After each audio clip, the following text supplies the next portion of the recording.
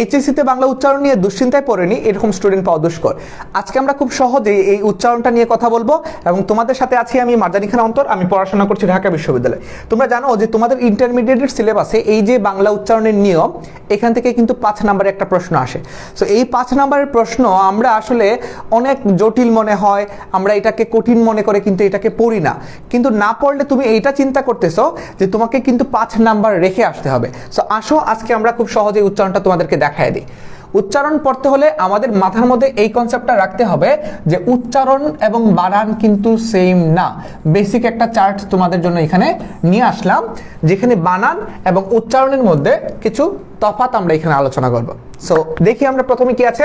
আমরা মনে রাখবো পৃথিবীতে যত বাংলা বানানের মধ্যে মূর্ধন্য লিখ আছে, সেইখানে এটা উত্তর লেখার ক্ষেত্রে কিংবা উচ্চারণ করার ক্ষেত্রে, লেখার ক্ষেত্রে আমরা সেখানে দন্তন্য বসাবো পৃথিবীতে সকল মূর্ধন্যর ক্ষেত্রে। সাপোজ আমি তোমাদেরকে প্রতিবার যে শব্দটা বলি হরিণ, এই হরিণ শব্দটা এইভাবে লিখা বানান, এটার উচ্চারণটা যখন তুমি করতে যাবা তখন তোমার লিখতে হবে হরিণ, দন্তন্য দিয়ে করতে হবে। এখন উচ্চারণের দিক দিয়ে মূর্ধন্য এবং দন্তন্যর খুব বেশি একটা মানে পার্থক্য নাই। তুমি মূর্ধন্য যেটা উচ্চারণ করতেছো হরিণ, মূর্ধন্য কিন্তু আমরা বলি না, আমরা উচ্চারণ করার সময় শুধু বলি হরিণ। সো হরিণ এইভাবে লিখলেও যেটা উচ্চারণ হবে এইভাবেও কিন্তু সেম উচ্চারণটাই হচ্ছে। কিন্তু তোমাকে যেহেতু এইচএসসি পরীক্ষায় উচ্চারণটা খাতার মধ্যে লিখে দেখাতে হবে, সো তোমার কিন্তু এই নিয়মটা জানতেই হবে। দেখো বাংলা বানানে যদি দীর্ঘইকার থাকে, কি থাকে, পৃথিবীতে যত বাংলা বানানের মধ্যে দীর্ঘইকার আছে সেটা উচ্চারণ লেখার ক্ষেত্রে কিংবা উচ্চারণ করার ক্ষেত্রে রস্বইকার হয়ে যাবে। কি হবে? রস্বইকার হয়ে যাবে। যেমন আমি তোমাকে একটা শব্দ লিখলাম স্বামী, আমি কি লিখলাম? স্বামী, দীর্ঘইকার দিয়ে। কিন্তু এটা যখন আমি উচ্চারণটা লিখবো তখন কিন্তু আমি উচ্চারণ করব স্বামী, রস্বইকার দিয়ে কিন্তু উচ্চারণ করব। এখন তোমাদের প্রথম প্রশ্ন যে ভাই এখানে দন্তস্বটা কিভাবে তালবস্য হলো? এই যে তালবস্য মূর্ধন্যস্ব দন্তস্ব থাকলে সেটা তালবস্য হয়ে যায়। আমরা যাচ্ছি সেইখানে, তার আগে দেখো যে দীর্ঘইকার যদি থাকে তাহলে সেটা রস্বইকার হয়ে যাবে। আর শব্দের প্রথম বর্ণে তো বফলাটার উচ্চারণটা হয় না, সেটা আমরা নেক্সট ক্লাসগুলোতে আলোচনা করব। দেখো যদি কোনো বাংলা বানানের ক্ষেত্রে, যদি কোনো বাংলা বানানের ক্ষেত্রে ত জফলা দেখতে পাই, কি দেখতে পাই? ত জফলা দেখতে পাই, তাহলে সেটা হয়ে যাবে ত ত। যেমন আমরা লিখলাম সত্য, আমরা কি লিখলাম? সত্য। সো এইটার উচ্চারণটা আমাদের লিখতে হবে সত্য, সত্য, দুইটা তো হয়ে যাবে, একটা হসন্ত দিতে হবে। এখন তোমাদের জন্য হসন্তের নিয়মটা আমি তোমাদেরকে একটু দেখায় দিব। হসন্তের নিয়মটা তোমরা একটু খাতার মধ্যে নোট করো। হসন্তের নিয়ম, হসন্তটা কোন জায়গায় বসবে, পরীক্ষাতে না দিলে কিন্তু নাম্বার কিন্তু কাটা যাবে। হসন্ত হচ্ছে যে এই যে এটা হস চিহ্ন। হসন্তের নিয়মটা হচ্ছে যে যদি কোনো বর্ণের সাথে যদি কোনো বর্ণের সাথে কোনো ধ্বনি উচ্চারিত না হয়, কোনো ধ্বনি উচ্চারিত না হয়, তবে সেখানে উচ্চারিত না হয়, তবে সেইখানে সান্ত্বনা হিসেবে, কি হিসেবে? সান্ত্বনা স্বরূপ আমরা একটা কি দিব?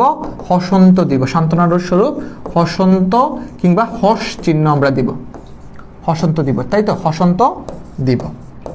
যেমন এই যে শব্দটা সত্য, এই শব্দটা লিখলাম আমরা এইভাবে। এখন এটার উচ্চারণটা করার ক্ষেত্রে আমরা জানি যে ত জফলা যদি থাকে তাহলে কি হবে?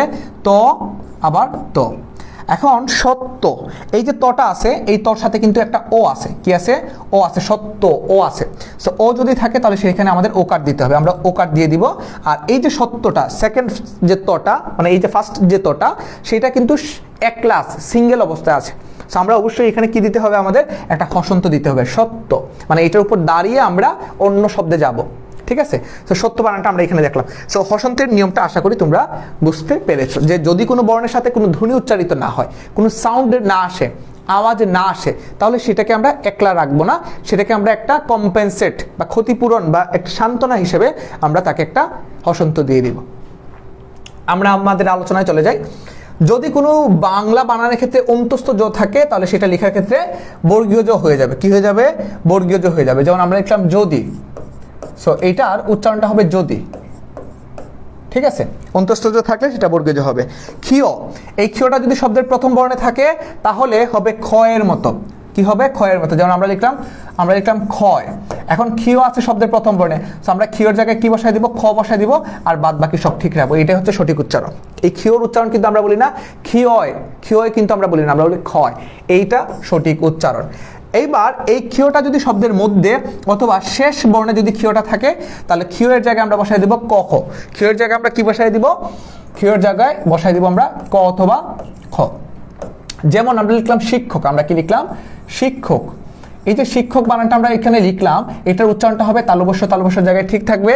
এই ক্ষীয়টা যেহেতু মাঝে বর্ণে আছে এই জন্য ক এবং খ বসাই দেব, শিক্ষক ক।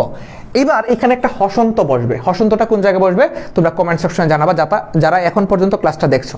এখানে কোন জায়গায় হসন্তটা বসবে? আমরা জানি যে কোনো শব্দের সাথে যদি কোনো কিছু না যুক্ত হয় তাহলে সেখানে একটা হসন্ত হবে। তো শিক্ষক বানানের মধ্যে হসন্ত কোন জায়গায় বসবে তোমরা একটু কমেন্ট সেকশনে জানাও। ঠিক তেমনিভাবে আমরা যদি লিখি, আমরা কি লিখতে পারি? আমরা লিখতে পারি শিক্ষক, তারপর আমরা লিখতে পারি শিক্ষা। এই শিক্ষা বানানের মধ্যে আমরা কিভাবে লিখবো? শিক্ষা। এই ক্ষীয়র জায়গায় লিখবো ক খ। শব্দের শেষ বর্ণে কি আছে? শব্দের শেষ বর্ণে ক্ষীয় আছে। ক্ষীয় থাকলে ক এবং খ হবে, শিক্ষা। তারপর আসো, যদি কোনো বাংলা বানানের মধ্যে দ জফলা থাকে, কি থাকে? দ জফলা থাকে, তাহলে হবে দ দ। যেমন আমরা লিখলাম অদ্য, আমরা কি লিখলাম? অদ্য। তাহলে আমাদের লিখতে হবে অদ্য। আমরা লিখলাম পদ্য, আমাদের লিখতে হবে কি? পদ্য। ঠিক আছে, তো এটা আমরা মনে রাখবো, দ দ আমরা দিব। তারপর আমরা দেখতে পাই তালবস্য, মূর্ধন্য এবং দন্তস্ব। তালবস্য, মূর্ধন্য এবং দন্তস্ব যদি থাকে তাহলে 95% ক্ষেত্রে এটা উচ্চারণে কি হয়ে যাবে?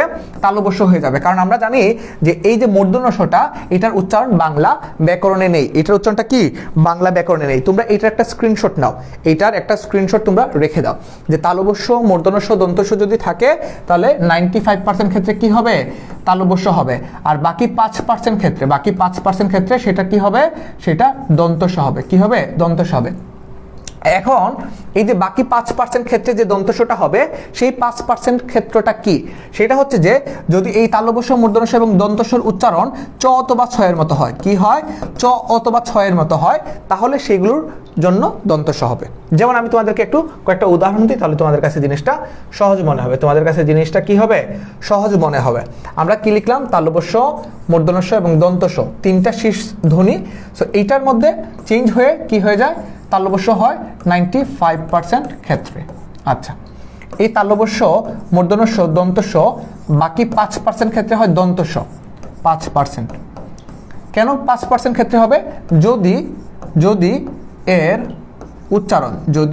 উচ্চারণ, আচ্ছা এটা এই পাশে লিখি, এটা উচ্চারণটা আমরা এই পাশে লিখি। যদি এই তালবস্য, মূর্ধন্য, দন্তস্ব যদি এর উচ্চারণ চ অথবা ছ এর মতো হয়, চ অথবা ছ এর মতো হয়, তাহলে এটা কি হবে? এটা হয়ে যাবে দন্তস্ব। উদাহরণ দেই, আমরা লিখলাম, প্রথমে লিখলাম স্বাধীন। আমরা কি লিখলাম? স্বাধীন বানানটা লিখলাম। তো এই যে দন্তস্বটা আছে, এই দন্তস্বর উচ্চারণ কি চ এবং ছ এর মতো হচ্ছে? তোমরা বলবে যে না, এটা চ কিংবা ছ এর মতো হচ্ছে না। যদি না হয় তাহলে এই দন্তস্বটা কি হয়ে যাবে? তালবস্য হয়ে যাবে। আমরা লিখবো স্বাধীন, দীর্ঘইকার কি হয়ে যায়? রস্বইকার হয়ে যায়। এবং এবার আমরা যে জিনিসটা লিখবো সেটা হচ্ছে যে আরেকটা শব্দ লিখবো শ্রম। কি লিখবো? শ্রম। এই যে তালবস্যটা লিখলাম, এই তালবস্য, মূর্ধন্য, দন্তস্বর উচ্চারণ দেখো তো চ ছ এর মতো হচ্ছে কিনা? আমরা বলতেছি কিন্তু শ্রম। আমরা কি বলতেছি? শ্রম। চ অথবা ছ এর মতো কিন্তু আসতেছে, শ্রম।